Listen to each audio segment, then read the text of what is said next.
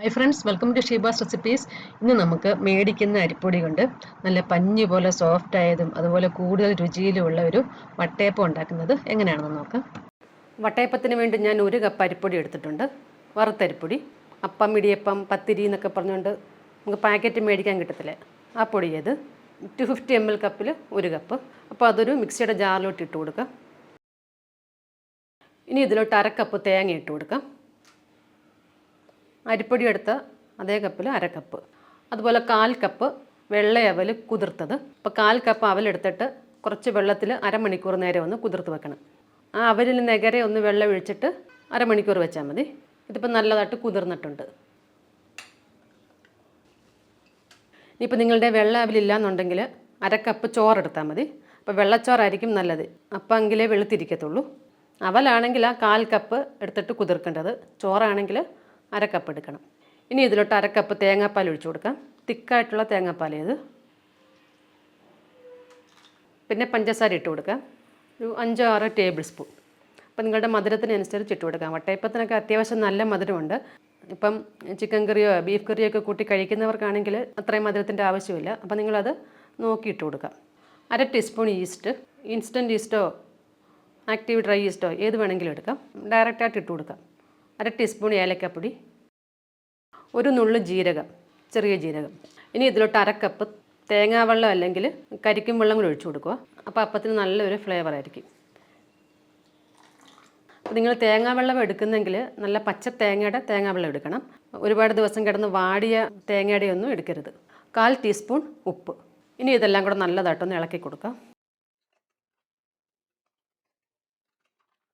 ഇങ്ങനെ ചെയ്യാമെങ്കിൽ അരയ്ക്കാൻ എളുപ്പമായിരിക്കും, ഇല്ലെങ്കിൽ പൊടി ശരിക്കും നനയത്തില്ല. ഇനി ഇത് നല്ലതായിട്ടൊന്ന് അരച്ചെടുക്കണം, നല്ല പേസ്റ്റ് പോലെ അരച്ചെടുക്കാം. ഇതിപ്പോൾ നല്ലതായിട്ട് അരച്ചിട്ടുണ്ട്, ഒരു ബൗളിലോട്ട് മാറ്റാം. ഇത് കുറച്ച് കട്ടിയായിട്ടിരിക്കുന്നത്, ശകലം വെള്ളം കൂടെ വേണം.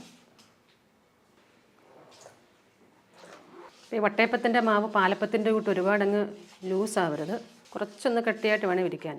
അപ്പോൾ വെള്ളം ഒഴിച്ചു കൊടുക്കുമ്പോൾ സ്പൂൺ അളവിലെടുത്തിട്ട് ഒഴിക്കണം, ഒരുപാട് ഒഴിക്കരുത്. നല്ലതായിട്ട് മിക്സ് ചെയ്യുക. ഇതിപ്പോൾ നല്ലതായിട്ട് മിക്സ് ആയിട്ടുണ്ട്. അപ്പോൾ ഈ ഒരു രീതിയിലാണ് ഇരിക്കുന്നത്, ദോശമാവിൻ്റെയൊക്കെ ഒരു പരുവത്തിൽ. അപ്പോൾ ഞാനിപ്പോൾ 4 ടേബിൾ സ്പൂൺ വെള്ളം ഒഴിച്ചു കൊടുത്തിട്ടുണ്ട്. അപ്പോൾ വേണമെങ്കിൽ കൈ കൊണ്ടുകൂടി ഒന്ന് മിക്സ് ചെയ്തിട്ട് വെക്കാം. പിന്നെ ഇത് അടച്ചിട്ട് നല്ലതായിട്ടൊന്ന് പൊങ്ങാൻ വെക്കാം. എങ്ങനെ ഒരു 5 മണിക്കൂറെങ്കിലും വെക്കണം. പിന്നെ ഓരോ കാലാവസ്ഥയനുസരിച്ച് സമയത്തിൽ ചിലപ്പോൾ ചെറിയ വ്യത്യാസം വരും. ഇതിപ്പോൾ 5 മണിക്കൂറായിട്ടുണ്ട്. മാവൊക്കെ നല്ലതായിട്ട് പൊങ്ങി വന്നിട്ടുണ്ട്.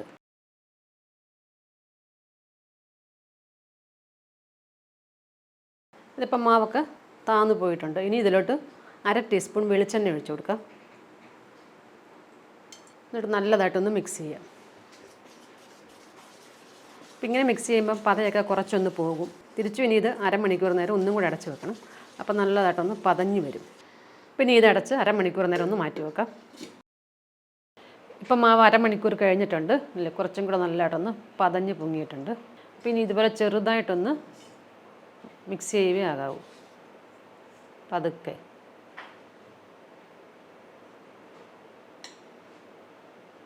നല്ല പതഞ്ഞ് വന്നിട്ടുണ്ട്. അപ്പോൾ ഇതുപോലത്തെ റൗണ്ട് പാത്രമാണ് എടുക്കേണ്ടത്. ഞാനിപ്പോൾ കേക്ക് ടീൻ എടുത്തേക്കുന്നത്. അതിൻ്റെ സൈഡും അടിഭാഗത്തുമൊക്കെ വെളിച്ചെണ്ണ തൂത്തിട്ടുണ്ട്.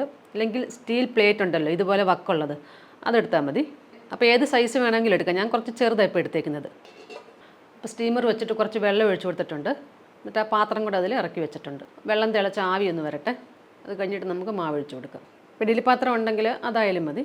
ഇപ്പോൾ വെള്ളം തിളച്ച് ആവി വരുന്നുണ്ട്, നമുക്കിത് കുറച്ചൊഴിച്ചു കൊടുക്കാം.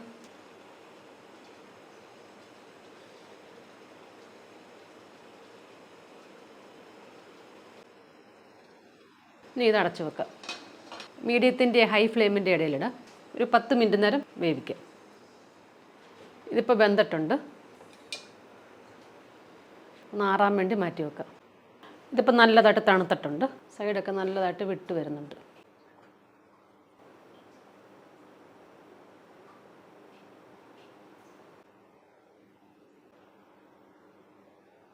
അപ്പോൾ അടുത്തതും കൂടി ഇതുപോലെ ഒഴിച്ചു കൊടുക്കുക.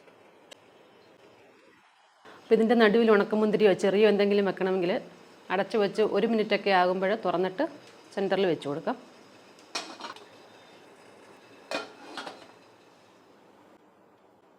അപ്പോൾ എല്ലാം ഞാനിവിടെ ഉണ്ടാക്കിയെടുത്തിട്ടുണ്ട്. നല്ല സോഫ്റ്റായിട്ടുള്ള വട്ടയപ്പം അത്, നല്ല രുചിയും അതിന്.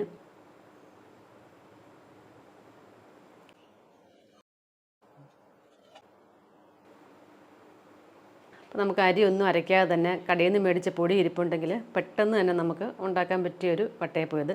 അപ്പോൾ ഞാൻ നേരത്തെ അരി അരച്ചുള്ളതിൻ്റെ വീഡിയോ ഒക്കെ കാണിച്ചിട്ടുണ്ട്. അപ്പോൾ കാണാത്തവരുണ്ടെങ്കിൽ അതൊന്ന് കണ്ടു നോക്കണേ.